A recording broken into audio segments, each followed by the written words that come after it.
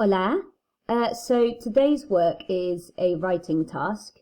What I'm going to do is remind you how we approach the task, and what I expect is that you guys do the same in your book. If you can't print and you haven't got a printer, I want you to copy out the task into your book by hand and make the same notes that I'm going to, just like we would in class when we annotate the task, okay?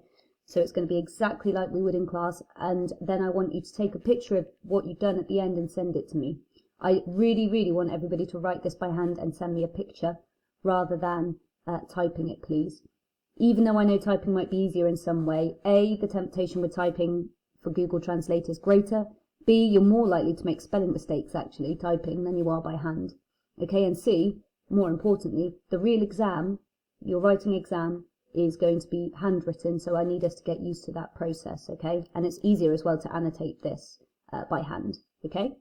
So, let's start then. The first thing I do before I even read this task is up here I'm going to write out my past and present verb tables, okay, as best I remember them, which for me is very well, you'll be pleased to hear, okay?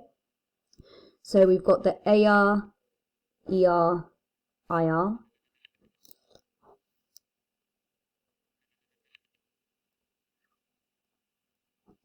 Verbs, okay, and then at the side we have I, he, she, it, we, they, and it goes in the same order, both tables, okay. If you don't know these verb tables, I definitely would recommend spending a bit of time just writing them out until you've got them completely off by heart, okay. You will need to be able to do that. And then when you've learned these, it's really easy. You just fill them in, E with an accent, I with an accent, okay? And then we go over here in the present tense. It's always going to be O, all right? We've got O with an accent, E-O with an accent, amos, imos, and then aron, ieron.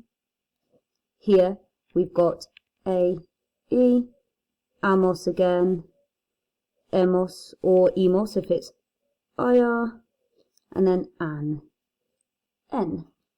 Okay, so just write those out at the top. Your page should look exactly the same that you've got this tables written out. You can check those on knowledge organisers, they are there as well. We haven't written in the U line. That is because in writing you don't usually need to write that, so it's just to help you with writing these shortcut tables. Once you've learnt those, it really doesn't take very long to write them out at the top, and it's so useful.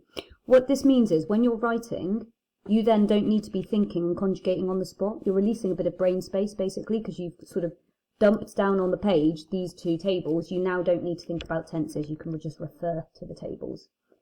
So, especially when you're in an exam and you're stressing, that's a great way to start. Okay, the next thing that I'd suggest you do, again, before you read the task, is just make yourself a little box for rota, and you would write out here any of those expressions, rota expressions that you want to use. I've got my rota bookmark here that I printed. I've uploaded that for you guys as well because I've added in a couple of things that we keep talking about. So no solo sino también has been added in. Vale la pena has also been added in. And disfruto de, which was from the positive, negative, or positive and negative, has been added in. So have a look at the updated version there. I'll print those for you when we're back in school. So I would be looking at this and thinking, right, what are the phrases that I'm going to use? Pick maybe 5 or 6. You don't want to go too crazy. So let's go with a couple of opinions. So, diría que desde mi punto de vista. I know that the really high level ones are things like the if clauses. So, si tuviera la oportunidad. I want some kind of subjunctive, so me molesta que haya, and maybe just to remember some of the different words for because, dado que, puesto que, ya que, and definitely lo bueno o malo es. Okay, there are loads of others, okay, and I'm sure you'll use them, but it's just to give you that idea. Make sure you're including those high-level phrases. Now, and only now that that's all out of your head, because I guarantee in the exam stress you'll forget, you can go to the task. So, just make sure I understand it. Your Mexican friend, Joaquin, is asking about your region. The key thing here is it's asking about my region. That gives me the context. Write a letter. Just remember that this is a letter, not a card. Mentioning, now here's the 4 bullet points. It is absolutely vital I understand them inside out. Because if I miss even one of them, or I don't answer it, obviously, then I'm afraid my marks are hugely reduced. So the first one, the good and bad thing about where you live. Okay, fine. So opinions, that one is. It might be a good idea to sort of start thinking, right, what goes with that? I've got lo bueno es que, that goes with that really easily. Right, algo que hiciste recientemente para proteger el medio ambiente en tu región. This is the key bit here. ¿Qué hiciste? What did you do? So this is in the past. Very important. Which, as long as I link it and I use this past tense table that I used up there, so for example, reciclé instead of recicló or reciclar, then I've answered that bullet point and I get the marks. So what did you do recently to protect the environment in your region?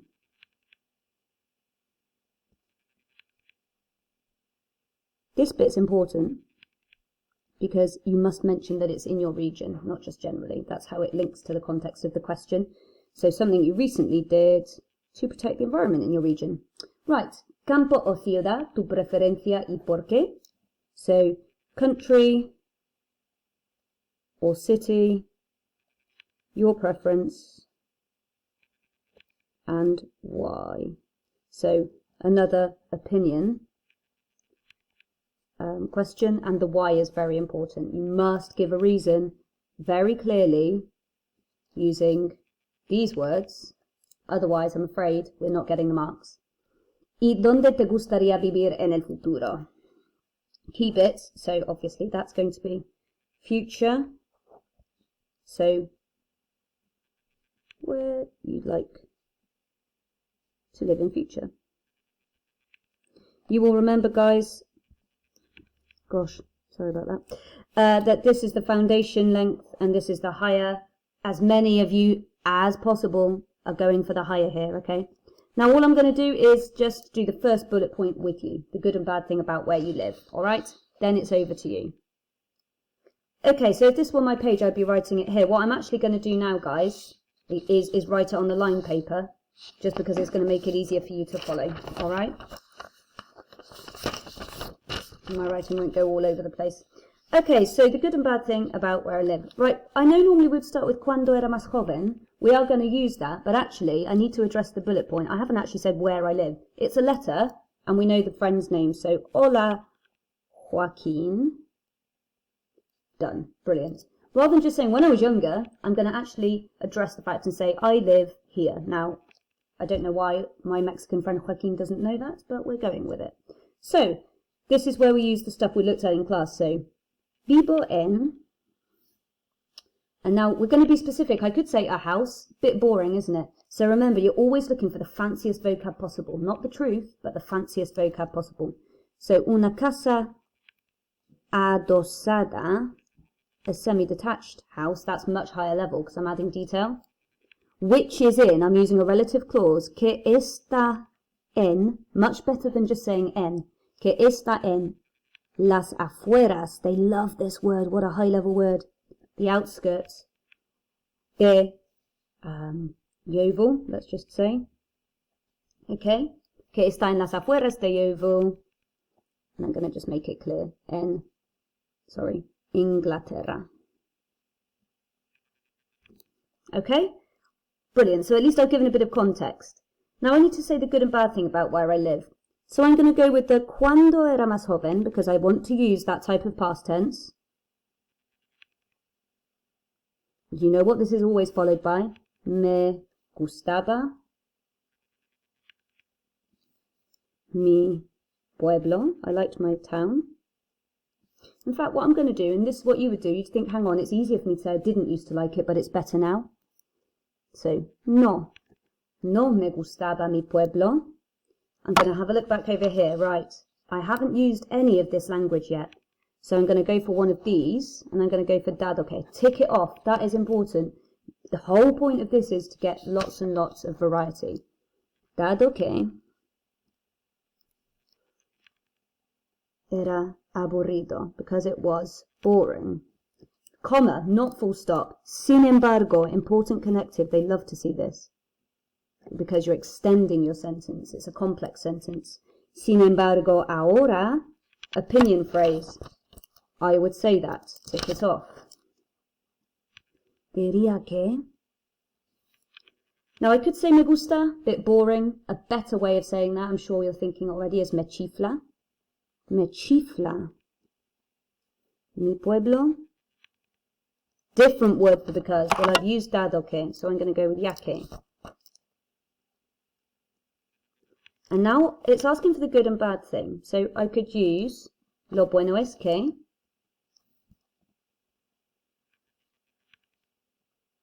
And think of a high level reason. Hay un montón, there are heaps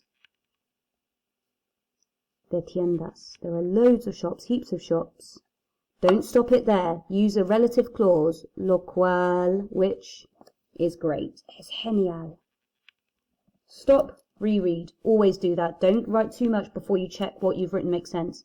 I live in a semi-detached house which is in the outskirts of Yeovil in England. When I was younger, I didn't used to like my town, past, because it was boring. However, now I would say that I really like my town, because the good thing is there are loads of shops, which is great. Beautiful. Now, careful, I haven't finished the first bullet point yet. What have I done? So you always stop and go, right, have I actually said all of that? I haven't said anything about the bad thing. I said, well, it used to be bad, but it's not clear. So what we're going to do is say, en cambio, that was our other word for however.